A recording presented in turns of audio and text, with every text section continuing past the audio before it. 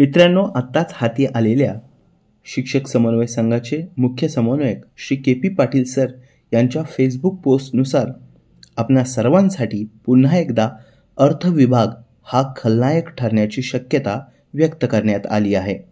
सरांनी आत्ताच केलेल्या फेसबुक पोस्टनुसार अर्थ विभागाने व या खात्याने आपल्या वाढीव टप्प्याच्या फाईलला पुन्हा एकदा हुलकावणी देण्याची शक्यता वर्तवण्यात आली आहे।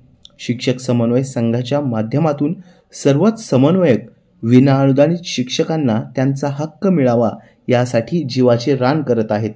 अगदी घरावर तुळशीपत्र ठेवून हे सर्वच समन्वयक मुंबई व मंत्रालयात आपल्या वाढीव टप्प्याच्या फाईलचा प्रवास कसा अर्थ खात्यापर्यंत पोहोचेल व कसा GR निघेल यासाठी प्रयत्नरत आहेत। परंतु पुन्हा पुन्हा आपल्या या फाईलमध्ये अडथळा निर्माण केल्याचं काम अर्थ विभागाच्या माध्यमातून होत असल्याचं चित्र पुन्हा एकदा समोर येत आहे। आपण सर्वांनीच पाहिलं होतं की मागील काही दिवसांपूर्वी सत्तेत असणारे मंत्री श्री गुलाबराव पाटील साहेब यांनी अर्थ खातं हे किती लायक आहे हे सांगितलं होतं। अगदी त्यांची फाईल 10 वेळा अर्थ खात्यापर्यंत जाऊन सुद्धा परत आली होती आणि तोच अनुभव आपल्या शिक्षक समन्वय संघाला आलेला आहे।